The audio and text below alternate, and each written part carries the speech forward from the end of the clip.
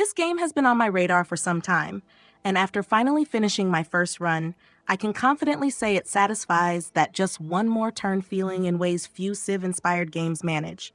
On that alone, I'd recommend it. But if you're watching this video, you probably want more than a simple "it's fun." Go play it, so let me break down all the key details for you. First off, what is Era? It's a non-fantasy, civilization-building 4X game, similar to titles like Civilization or Humankind. You start by choosing a leader to represent your people, and are then dropped into an untamed world. The goal? Build your civilization into the most legendary one in history.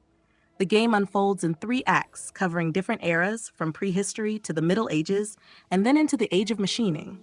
The twist? Half the nations will disappear by the final act, their cities turned to ruins, and their armies turned into bandits.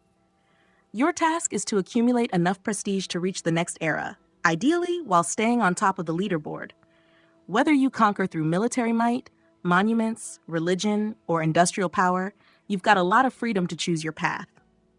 Now, how does it perform? Honestly, it's a bit finicky.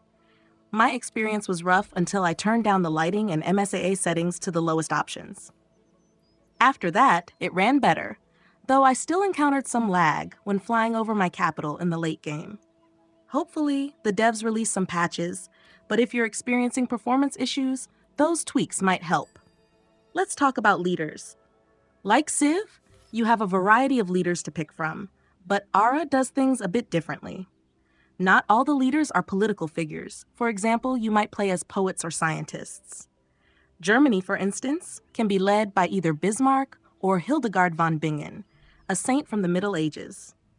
Each leader has unique abilities and playstyles, so take your time picking one that suits your strategy. Once you're in the game, you'll notice the living world the developers hyped up, and it's pretty impressive.